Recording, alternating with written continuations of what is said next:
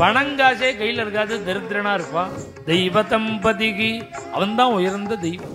இது தர்ம சூட்சம் என்னன்னா, நீ பண்ற சேவைக்கு பலதாத்தா உங்க ஆத்துக்காரர் இல்லை.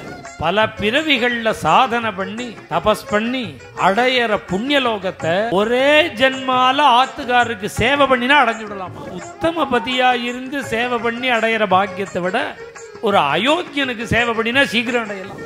நீ பல ஜென்மாக்கள்ல தபஸ் பண்ணி அடைய வேண்டிய ஒரு புண்ணியலோகம் ஒரே ஜென்மால கிடைக்கிறது பதி சேவை.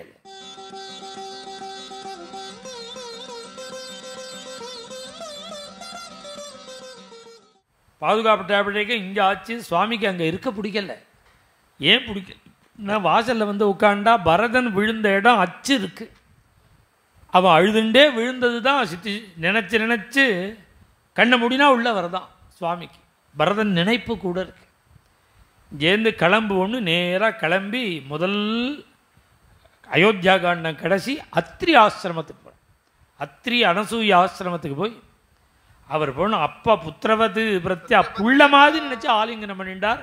அத்ரி சொல்கிறார், உள்ளே போய் பாரு, அனசூயே உங்கள் அம்மா மாதிரி. இவர் புள்ளேன்னார், உள்ளே இருக்கிற அனசூயே அம்மாங்கிறார். அப்பா அம்மாவா தங்கள் ரெண்டு பேரையும் சொல்லிக்கிறதுக்கு காரணம் என்னன்னா, இந்த ஆசிரமத்தில் சுவாமியோட தத்தாத்திரேய அவதாரம், பூர்வ அவதாரம். அதனால உன்னோட அப்பா அம்மா மாதிரின்னு தன்னையும் சொல்லிக்கிறார், அம்மாவையும் சொல்ல, அனசூயையும் சொல்ல. அனசூயினுடைய பிரபாவங்கள் எல்லாம் சொல்ற.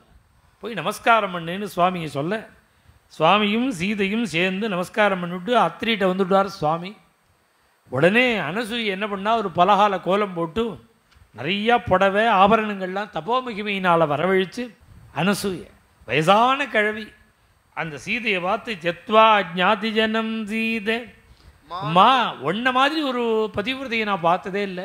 எல்லாரையும் தியாகம் பண்ணிவிட்டு ராஜ்யத்தை எழுந்து காட்டுக்கு வந்த ராமனோட பின்னாடி வந்துட்டியே, ஒன்ன மாதிரி ஒரு பதிவிரதையை நான் பார்த்ததில்லைன்னா. உடனே நகரஸ்தோ வனஸ்தோ, காட்டில் இருக்கானோ நகரத்தில் இருக்கானோ எங்கே இருக்கானோ, ஆனால் ஸ்திரீகளுக்கு பர்த்தா தான் தெய்வம், அவன்தான் உயர்ந்த துணை. இப்படி சொல்லி நீ வந்தையடி, நீ பதிவிரதைன்னா. உடனே சீதை சொல்கிறா, நீங்கள் என்ன பதிவிரதைங்கள், என் தங்க தான் என்னை விட பதிவிரதைன்னா. உத்தமி அனுஜைவ அனுஜா சாத்வி ஊர்மிளா பதி, நீ இப்படி விட்டுட்டு வந்தையேன்னா. துஷீலா காமவிருத்தோவா தனைர்வா. இதில் இந்த ஸ்லோகங்கள்லாம் ராமாயண ஸ்லோகம் அவசியம் எல்லாரும் சிரவணம் பண்ணணும். ஸ்திரீகள்லாம் ஏன்னா ஸ்திரீகளுக்கு ஆத்துக்காரரை ஏன் மதிக்கணும்னு கேட்குறா. ஆத்துக்காரருக்கு எதுக்கு மதிக்கணும், எதுக்கு அவருக்கு பணிவிட பண்ணணும்? அவரும் நம்ம மாதிரி தானே. நானும் உத்தியோகத்துக்கு போகிறேன், அவனும் உத்தியோகத்துக்கு போகிறான். இன்னும் சொல்ல போனால் அவனை விட நான் கூட படிச்சிருக்கேன், அவனை விட மாதம் 2 லட்சம் ரூபா கூட சம்பாதிக்கிறேன். அவனுக்கு எதுக்கு சுற்றுலா பண்ணணும், அவனுக்கு எதுக்கு காலை பிடிக்கணும், அவனுக்கு எதுக்கு ரெஸ்பெக்ட் கொடுக்கணும்? இந்த கேள்வி எல்லாருக்கும் இருக்கணும். அதை வால்மீகி ராமாயணத்தில் பதில் சொல்கிறார். துஷீலா கெட்ட நடத்த உள்ளவனாக இருப்பான். காமவிருத்தோவா ஆச்சார அனுஷ்டானமே இருக்காது, பிரம்மஹத்தியாக உட்கார்ந்துருப்பான், ஒரே காமியாக இருப்பான், பணங்காசே கையில் இருக்காது, தரித்திரனாக இருப்பான். அப்படி இருந்தாலும் ஸ்திரீணாமாரியஸ்வபாவானாம் பரமம் தெய்வதம் புனः, தெய்வதம்பதிக்கு அவன்தான் உயர்ந்த தெய்வம். நாதோ விசிஷ்டம், ஆத்துக்காரருக்கு மேலே பர்த்தாவுக்கு மேலே ஒரு பந்துவை நான் பார்க்கவே இல்லைங்கிறா அனசூய. பர்த்தாவுக்கு மேலே ஒரு மனைவிக்கு கணவனுக்கு மேலே உள்ள ஒரு பந்துவை எனக்கு தெரிஞ்சு கிடையாதுங்கிறா. பாந்தவம் விமர்சம்யகம் இப்படி சொன்னால் அனசூய. ஏன் ஆத்துக்காருக்கு சிசுரூட பண்ணணும்? இது தர்ம சூட்சம் என்னன்னா, நீ பண்ணுற சேவைக்கு பலதாத்தா உங்கள் ஆத்துக்காரர் இல்லை. நீ ஆத்துக்காரர் பலதாத்தாவாக இருந்தால் தான் நீ இவ்வளோ கொஸ்டின் கேட்கலாம். ஏன்னா அவன் எம்டின்னு தான் உனக்கும் தெரியும் எனக்கும் தெரியும். உனக்கு அனுகிரகம் பண்ணுறதுக்கு சக்தி அவனுக்கு கிடையாது.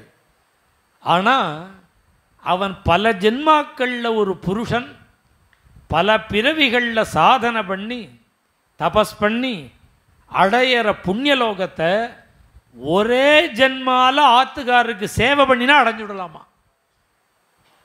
இன்னும் சொல்ல போனால் உத்தம பதியாக இருந்து சேவை பண்ணி அடையிற பாக்கியத்தை விட ஒரு அயோக்கியனுக்கு சேவை பண்ணினா சீக்கிரம் அடையலாம். இன்னும் மனசோட பரிபாகம் அது. ஏன்னா நல்ல வாழ்க்கை எல்லாருமே பக்தியாக இருப்பா, அசத்திட்ட பக்தியாக இருக்கணுமோ. இதை தான் அத்ரி அனசூயை சொல்கிறா.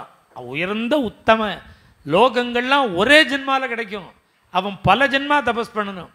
நம்ம சாஸ்திரங்கள்லாம் தீர்க்கமாக பார்க்கறது, ஒரு ஜென்மா கணக்கு இல்லை, நீ இந்த ஜென்மா பார்க்குற, இது மாதிரி எத்தனை ஜென்மாவோ, நீ பல ஜென்மாக்களில் தபஸ் பண்ணி அடைய வேண்டிய ஒரு புண்ணியலோகம் ஒரே ஜென்மாவில் கிடைக்கிறது பதி சேவையில். அதனால தான் அவனுக்கு நீ உன்னை விட சம்பளம் குறைச்சலாக இருந்தாலும், உன்னை விட படிப்பு குறைச்சலாக இருந்தாலும், பணங்காசு இல்லாட்டாலும், அசத்தாக இருந்தாலும் சேவை பண்ணுன்னா அவன் உன்னுடைய சேவையில் மனம் குளிர்ந்து அவன் ஆசீர்வாதம் பண்ணி உனக்கு புண்ணியலோகம் இல்லை, அவன் எம்டி தான். நீ பண்ண பண்ண பண்ண பகவான் புண்ணியலோகத்தை கொடுக்க போகிற. பதி சேவைக்கும் குரு சேவைக்கும் பலதாதா பகவான். பாக்கி சேவைக்கெல்லாம் பலதாதா அது எதை உபாசிக்கிறோமோ. மேலும் இது போன்ற சிறப்பான நிகழ்ச்சிகளை காண இப்போவே லைக் பண்ணுங்க, ஷேர் பண்ணுங்க, மறக்காம சப்ஸ்கிரைப் பண்ணுங்க.